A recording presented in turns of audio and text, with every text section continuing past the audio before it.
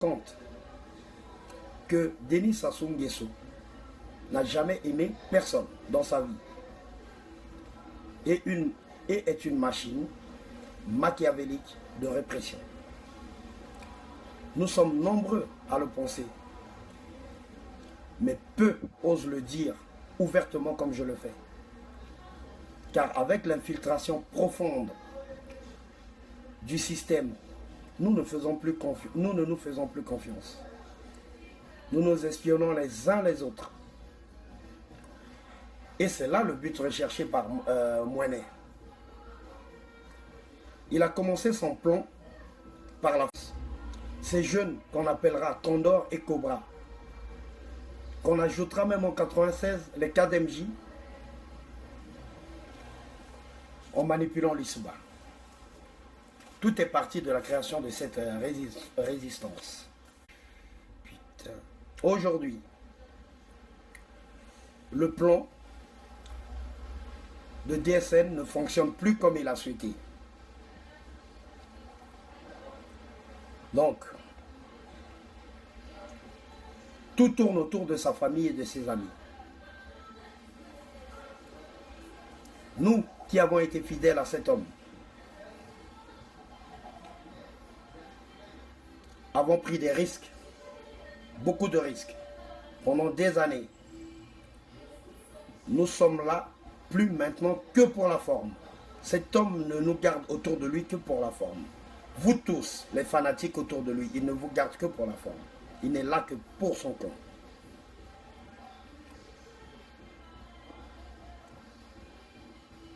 Si cela continue, nous allons aussi devenir tous victimes ou martyrs. Parce que victimes, pourquoi? Rappelez-vous, Blaise Adoua, Yves Motondo, Emmanuel Avoukou, Freddy Menga, Willy Mansanga et encore bien d'autres, je peux continuer à citer. Toutes ces personnes de valeur ayant donné jusqu'à la dernière goutte de leur sueur et jusqu'à leur vie pour cet homme.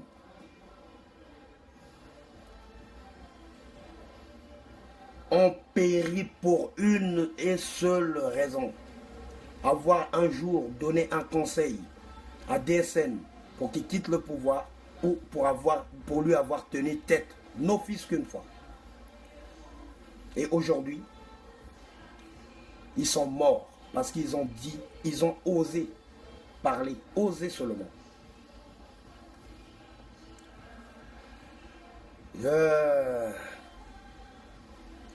Considérons nous-mêmes la traversée du désert.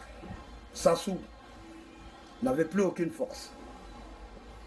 Haï par le peuple, détesté, viré après des élections pour la première fois au Congo, libre et démocratique, qu'il perd lamentablement en sortant troisième, car le Congolais ne le supportait plus.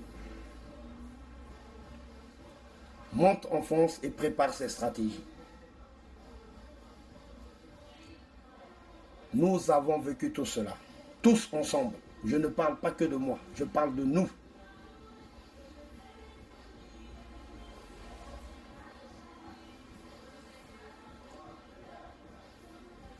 Les opérations ont commencé en 91.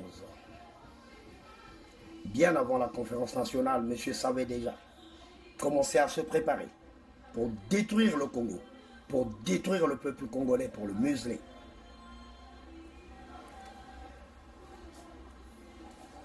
Nous avons fait des opérations. Nous connaissons pas par pas le cheminement du plan machiavélique de cet homme. Car à ce moment-là, par fanatisme, par idiotie, par aveuglement, nous le suivons sans rechigner. Mais aujourd'hui, nous avons bien compris. Vous allez comprendre qui est Sassou. Pendant la traversée du désert, la peur de perdre définitivement le pouvoir, après les événements de Bakongo, qu'on a appelé chez nous communément Sarajevo en 93, la guerre Nyari-Poul, nous avons reçu mandat. Quand je dis nous, Ça veut dire les jeunes formés pour distraire, pour détruire, pour tuer, pour la criminalité, pour déstabiliser le pouvoir Lissouba. Un mandat d'empêcher Lissouba de travailler, d'exercer son pouvoir comme il le faut. Le maintien de la pression par les braquages dont le braquage de Primus, les tueries, Pécos, qui coupaient les gens toutes les nuits, malgré la création des forces d'interposition, la situation ne faisait que se dégrader dans le pays. Voir les Obévillois à Gamboma, ce qui n'arrangeait pas du tout DSN, car les Obévillois à Gamboma, ces jeunes ne peuvent plus être formés en paix. Non. Alors DSN décide de libérer cet axe. Monte le coup avec les enfants du Nord ou ses soutiens de toutes parts pour que les enfants reviennent à Brazzaville être scolarisés, puis pendant les vacances montent à Oyo pour les formations. Et d'autres étaient déjà en formation. À Brazzaville, ils étaient cantonnés dans sa résidence de Pila et à Oyo dans les centres de formation de Pokanya et de Tchambicho. Il fallait maîtriser les allées et venues des personnes. Donc il fallait que les Obévillois à Gamboma partent. Une propagande anti-Lissouba a vite été mise en place. Tous nos jeunes, moi y compris, donc nous tous, Condor, Cobra, KDMJ, SAS, recherchés, étaient soit en Pila pour des opérations ou encore à Oyo en formation. Beaucoup de jeunes des quartiers nord de la capitale, je parle de Wende, Pila, Potopoto, Mungali, Mikalu, Kombo, Petit Chose, Diri, Makabandilo et Mambouale allaient à Oyo pendant les vacances scolaires pour ne pas éveiller les soupçons de M. Lissouba. Pila était une bonne position. Nous bénéficions des appuis des quartiers comme Potopoto, porte d'entrée des Cobras, Pila, porte de sortie, et Wende comme bretelle de dégagement, donc le centre de réflexion. Les autres quartiers venaient en support en cas d'attaque. Tous les quartiers acquis à notre cause étaient minés d'armes. Minés. Ces armes qui nous serviront pour la guerre du 5 juin, bien préparée par Denis Sassou Nguesso, car il avait son plan depuis le début. Revenir au pouvoir pour bien nous massacrer. Même dans certaines églises de réveil, les armes sont sorties. Dans les églises catholiques, les armes sont sorties. Des maisons, les armes sont sorties. Chez les officiers. Après le retour aux affaires, gagne la guerre, monsieur revient aux affaires. Il a commencé à montrer son vrai visage, son vrai. Au départ, tout le monde croyait que c'était une gestion de l'après-guerre, que ça allait s'améliorer. C'était la période de transition, monsieur ne trouvait plus ses marques, il devait se démarquer. Non. Mais nous n'avons rien compris, jusqu'à ce que personne n'avait compris, personne. Il y avait un homme qui l'avait compris. C'était celui dont je vous parle tout le temps, le général Blaise Adoua. Les personnes ayant fait un nom, les titres, donc le Brazza, connus par leur bravoure à l'époque, en pleine guerre, deviennent dangereux pour son pouvoir, car ils se sont vus pousser des ailes. Cela dérangeait Moinet. Le général Adoua, qui lui-même a aidé beaucoup de jeunes.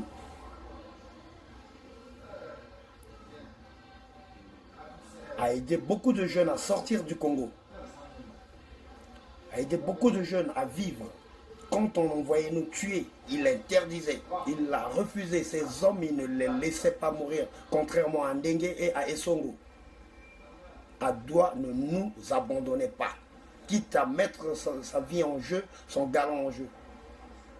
Donc il a acquis une notoriété telle que cela devenait un danger pour Mouéné et sa progéniture, car il voulait nous imposer son royaume, le royaume Sassou Nguesso. Hélas, il est mort pour cela, empoisonné, parce qu'il devenait trop populaire. De peur qu'il ne prenne un jour le pouvoir. Jean-Marie Tassoua, de même, aussi populaire, a commencé aussi à avoir des soucis et des gros. Il a été accusé de tout. Traître, infiltré, criminel, tentative de meurtre, tentative de coup d'État. Vite oublié le rôle qu'il a joué pendant les hostilités, pendant la guerre. Tout a été effacé du jour au lendemain. Tassoua devenait dangereux parce que ces hommes avaient pris du galon et ces hommes pouvaient diriger le pays un jour. La proximité entre Tassoua et le général Yves Montando, un autre homme très très fort de l'époque, a précipité le général Yves Montando dans la tombe. Car Mouéné considérait que le général Yves Montando était le soutien armé de Tassoua pour renverser son pouvoir. On a commencé à l'accuser de tout. On a commencé à l'accuser d'infiltrer jusqu'à ce que on la batte.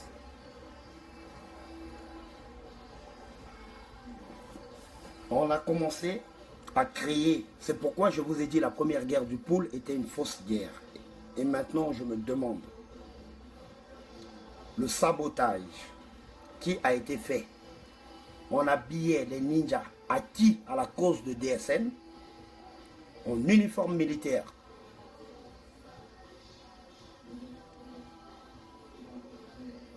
Pendant l'opération Monguna Lekate.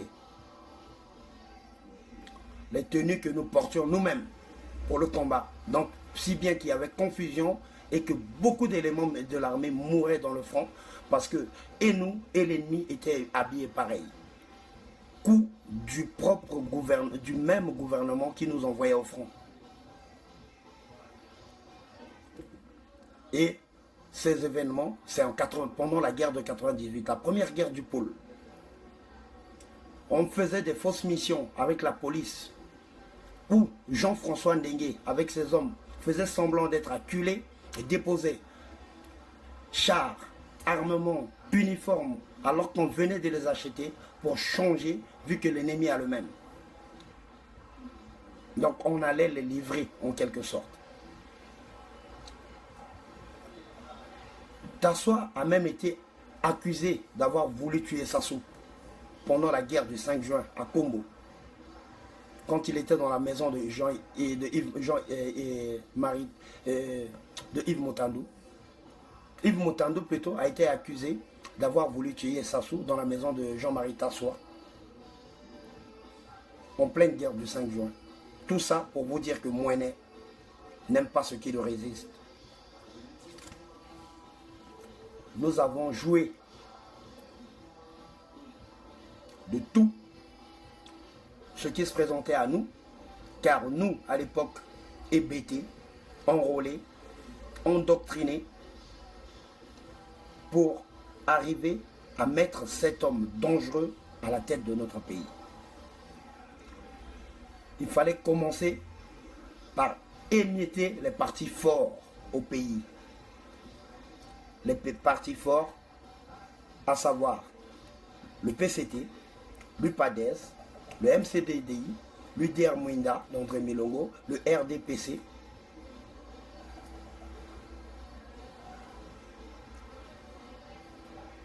Avec les tensions internes créées par Mouenet dans ses partis,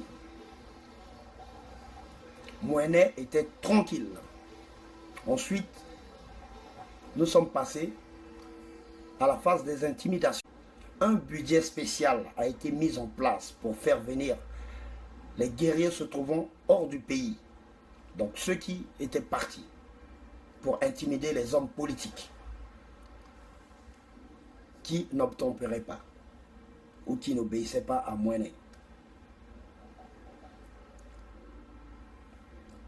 C'est lorsque nous les jeunes, avec la liste qu'ils avaient créée après la guerre du 5 juin, on a commencé à mourir. Donc liquider, quand je dis mourir, tous ceux qui ont combattu devaient mourir parce qu'ils sont dangereux pour le pouvoir. Ils peuvent soutenir Adoua, ils peuvent soutenir Tassoua, ils peuvent soutenir Motondo. Au moment où ils ont commencé à nous liquider, que nos officiers ont compris qu'il était temps de commencer à se révolter contre cet homme.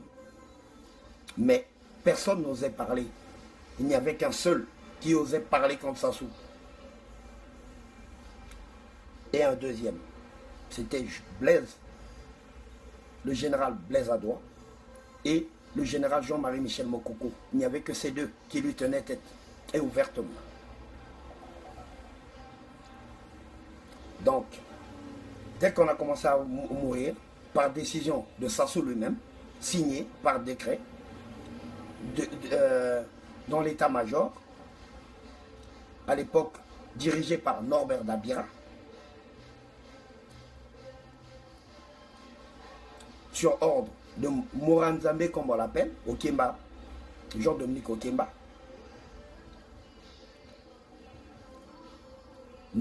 tous nos officiers ont commencé à se sentir en insécurité. Adoua, Avoukou, Ntchourou, tous les officiers, même ceux qui travaillent maintenant, dont je ne cite pas les noms pour ne pas exposer, savent que leur vie est menacée. Et qu'ils ne doivent pas prendre trop d'ampleur et qu'ils ne doivent même pas révéler leurs intentions, sinon ils sont morts. Le jour où ils doivent révéler leurs intentions, ça veut dire que c'est l'éclatement du pays.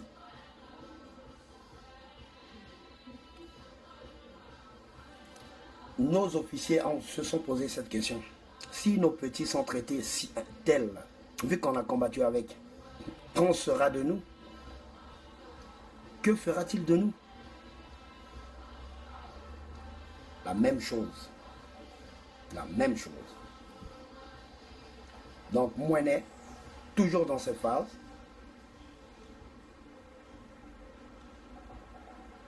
regardez,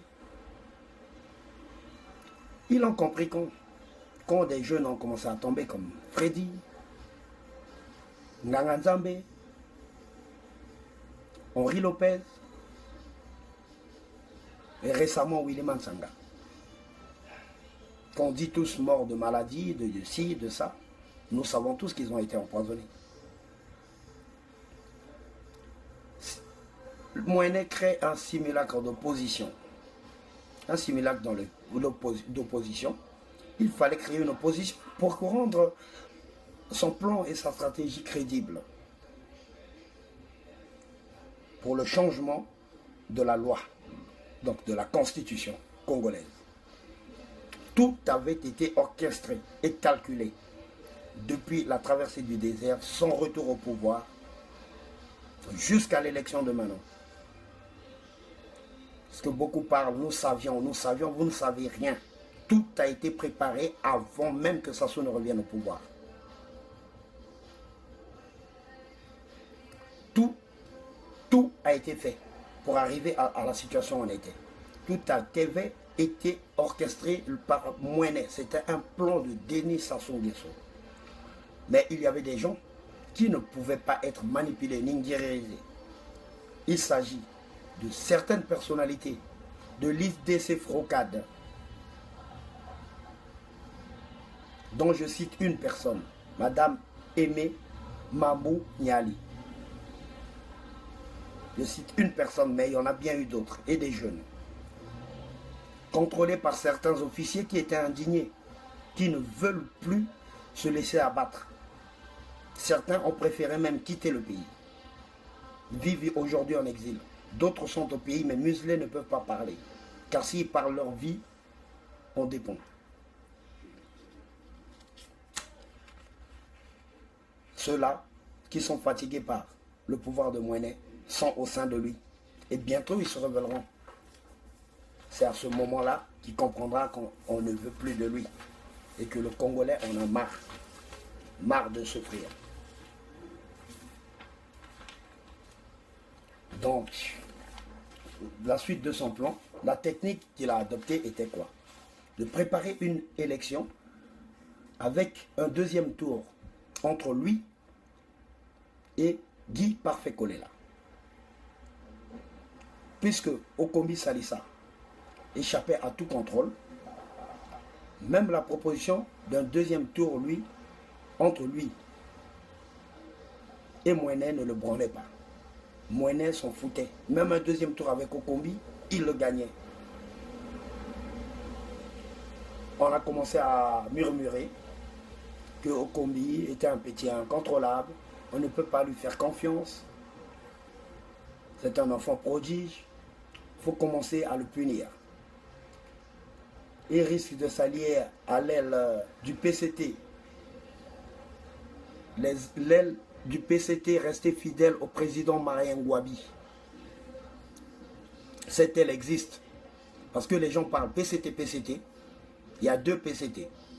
Il y a le PCT de M. 8% et il y a le PCT de ceux qui sont restés fidèles aux valeurs de Ngouabi.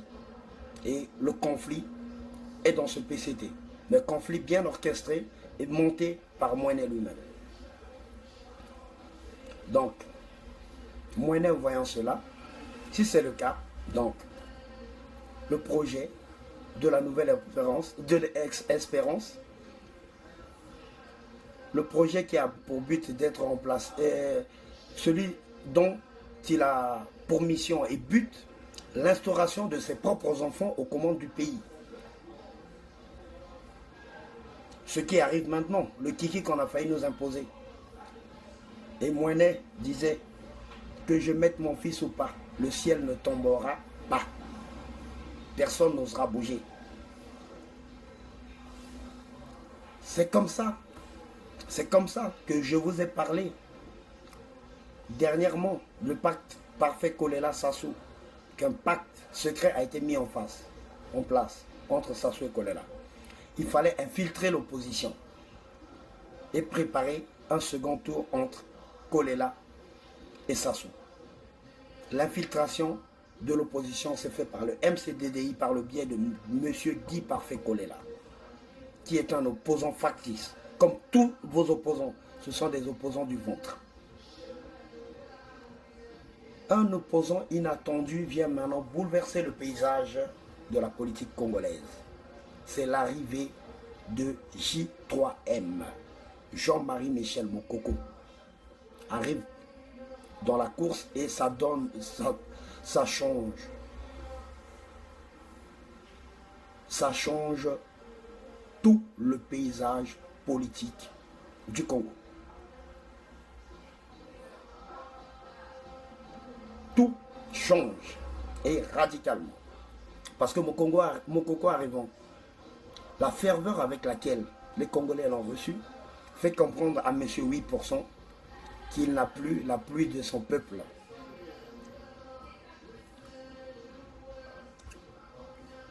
Donc, monsieur monte des plans pour infiltrer le clan Mokoko en passant par Bangui, en utilisant le général Léonard Essongo qui échoue lamentablement dans sa mission d'information et de contre-information sur M. Jean-Marie Michel Mokoko. Mokoko qui a été toujours étroitement surveillé. À son arrivée dans la course, le projet du deuxième tour entre Kolela et Sassou tombe à l'eau. Il fallait passer à la phase de brute, comme on appelle, d'agression. Il fallait un coup KO, que vous avez entendu, un coup KO. On a commencé par intimider Mokoko, intimider Okombi, les vrais personnes qui avaient refusé d'être guerriers. C'est comme ça qu'est née les missions d'infiltration, d'intimidation confiées à monsieur Philippe Obara, qui chargera Jean-François Ndengue aux ordres de JDO de tout faire pour nuire à Jean-Marie Michel Mokoko et à André Okombi Salissa en particulier. Grosse erreur. Il ne fallait pas l'attaquer.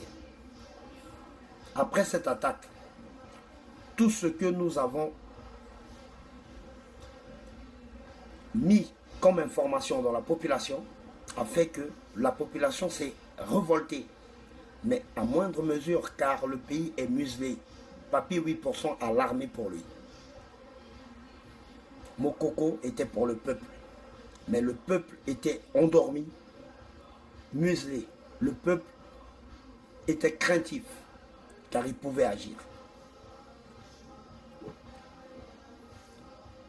Donc, Papi, dans ses techniques, ses stratégies à double jeu, continue à marteler Mokoko avec sa machine de répression phénoménale,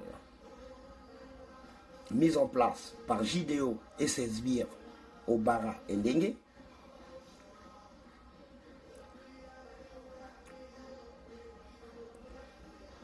Ont commencé à nuire à ces hommes politiques.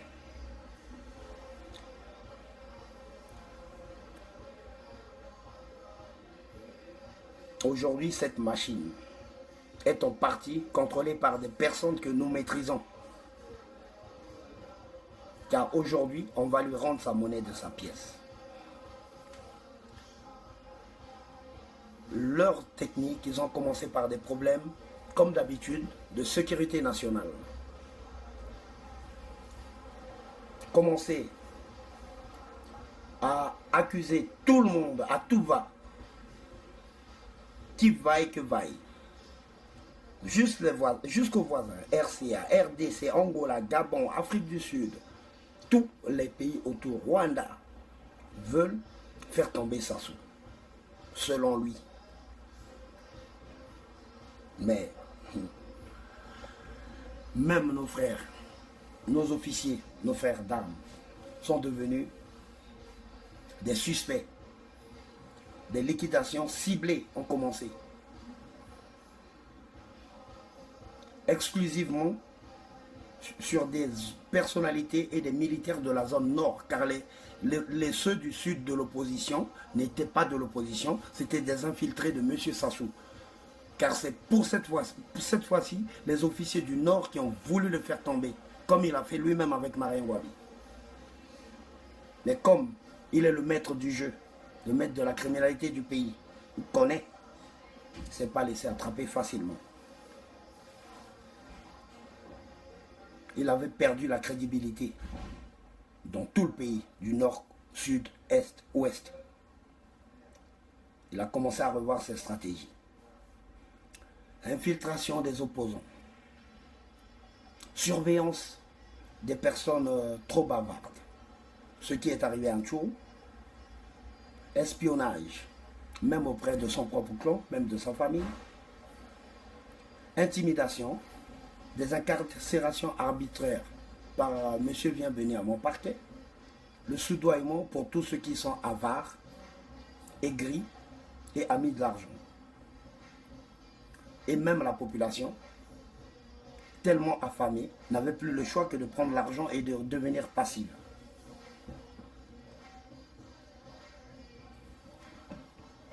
Il a commencé à maltraiter son propre peuple. Jusqu'à ce que nous sommes arrivés aujourd'hui dans cette situation où le Congo est en crise. La crise la plus grave qu'elle n'ait jamais connue de toute l'histoire. Aujourd'hui, nous parlons, nous critiquons, nous condamnons. La vérité, nous devons la révéler. À vous les fanatiques de DSN. J'étais moi-même fanatique comme vous. Aujourd'hui, j'ai ouvert les yeux et je sais que je suis du bon côté.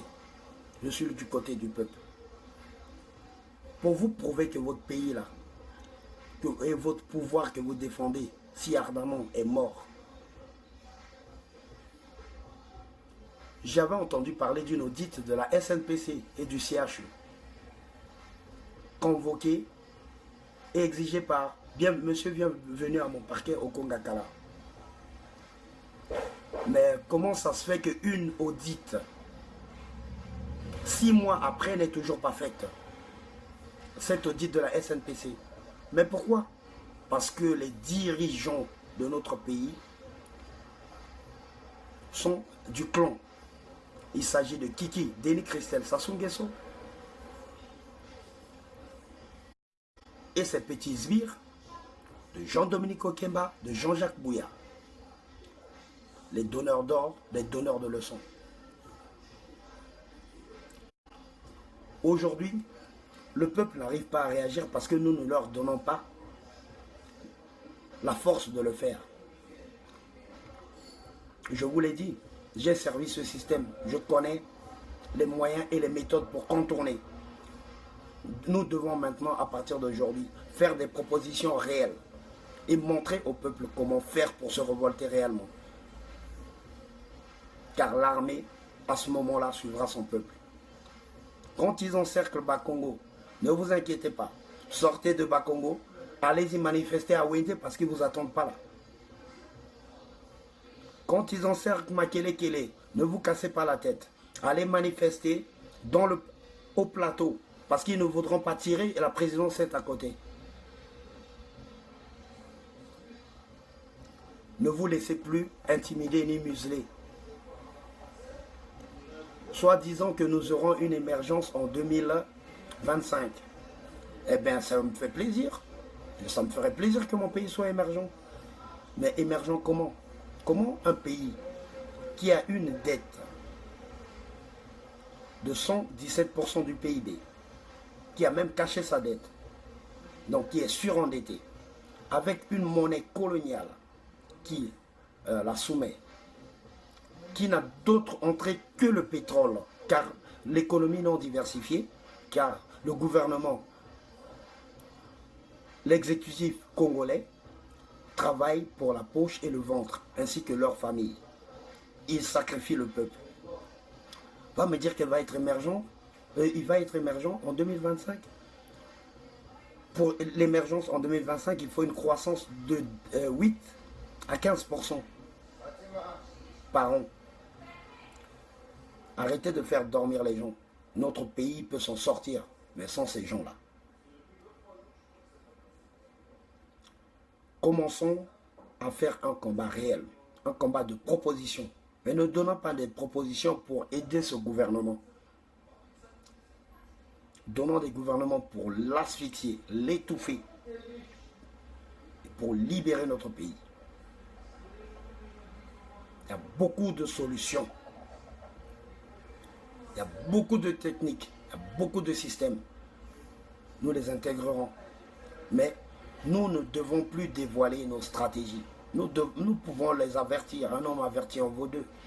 Mais nous ne devons pas leur donner même une miette à manger. Car aujourd'hui, parlons d'un pays avec un premier ministre, le premier ministre dormant. Aujourd'hui, c'est vrai, nous devons toujours attaquer Sassou. Ça, c'est vrai. Et son système. Mais actuellement, le chef du gouvernement, c'est bien M. Mwamba. Après l'échec de ses ministres, mais l'échec lamentable, avec une dette, il soumet un nouveau gouvernement à son président qui ne vaut pas mieux que le gouvernement qui nous a fait 120% de déficit. Chaque ministère, ils n'ont pas fait d'audit, pas de contrôle. Et aujourd'hui, on ose nous parler que le pays, nous dire que le pays va mal. Mais c'est normal qu'il va mal. Parce que Papy 8% et ses sbires et ses fanatiques l'ont voulu ainsi. Le Congo est notre pays. Nous devons l'aider, l'aimer. Mais l'aider, c'est déjà tuer ce système. Quand je parle du système, c'est tout le système. Ce n'est pas un nom.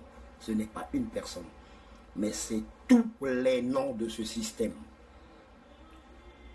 Tous ceux qui font mal à notre pays, à notre peuple, à notre nation, doivent dégager illico presto. Donc, les pseudo-combattants qui sont en train de venir s'infiltrer dans ce combat, nous vous connaissons déjà. Ce que vous ne saviez pas, c'est que les méthodes que vous utilisez, j'ai été formé dedans. C'est pourquoi vous n'avez jamais réussi à me contrôler jusqu'à aujourd'hui. Jamais. Parce que vous vous faites acheter. Je vous avais dit, on n'achète pas un militaire. Surtout un vrai militaire, avec des convictions militaires. Votre combat de bruit, d'insultes, d'accusations, c'est votre problème. Mais ne venez pas distraire les gens.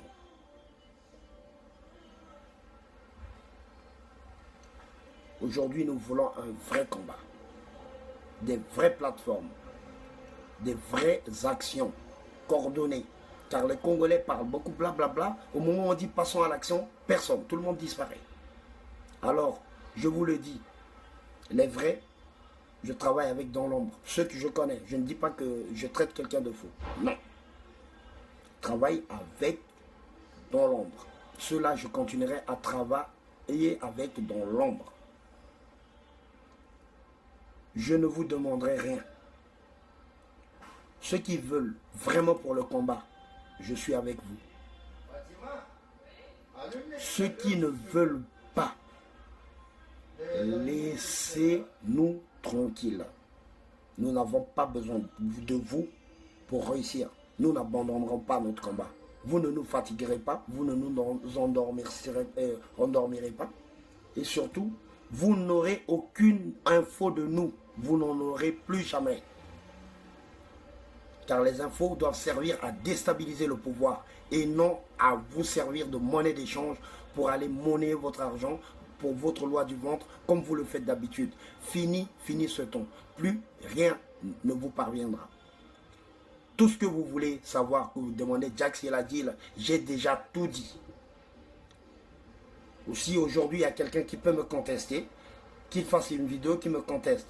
Ce n'est pas un défi, j'ai déjà tout dit. Tout, mais tout. Il n'y a plus rien à dire. Reprenez les vidéos, enregistrez-les, faites ce que vous voulez. Vous avez vu, depuis que j'ai commencé, mes vues, je ne les calcule pas. Je ne sais pas qui les utilise, je m'en fous. Parce que mon combat est noble. Le temps venu, Dieu décidera. On libérera notre pays et on en fera quelque chose de meilleur. Car ce pays mérite d'être libre, en bonne santé et dans la voie de la guérison. Parce que les mentalités doivent changer. L'amour doit revenir entre les Congolais. La haine doit disparaître du milieu d'entre nous. Car le Congo est un, unique, indivisible. C'est pourquoi, aujourd'hui, j'ai tenu à vous faire ce récapitulatif de l'histoire pour que les gens comprennent que quand ils parlent, c'est bien de dire je sais, c'est mieux quand on était là, quand on a vu et qu'on ne raconte plus de conneries. On ne doit plus accuser à tort et à travers. Restons dans le combat pour ceux qui veulent vraiment le combat. Et ceux qui ne veulent pas, laissez-nous. Ne vous cachez pas derrière le combat. Allez prendre vos guéris. Personne ne vous touchera. Personne ne vous embêtera. Votre argent est à vous. C'est l'argent du Congo. Donc, que vous le preniez, que vous ne le prenez pas, allez venir débattre sur Facebook ou quoi. On s'en fout. Gardez-le. C'est à vous, c'est l'argent du Congo. Vous le méritez. Mais ne venez pas nous embrouiller. Ou critiquer, ou venir salir les gens. Celui qui veut du succès, mais il fait ses vidéos. Parce que nous ne le faisons pas pour le succès. Nous le faisons pour l'éveil du peuple. À vous, mes frères qui êtes au pays, mes frères militaires. Ne continuez pas à aller à l'abattoir. Vous avez vu ce que cet homme a fait de nous, de 93 jusqu'à 2000. Combien sont encore vivants? Vous êtes des esclaves qu'il va liquider au moment où il n'en aura plus besoin. Vous n'êtes là que pour servir Sassou et son clan. Arrêtez ce combat bête.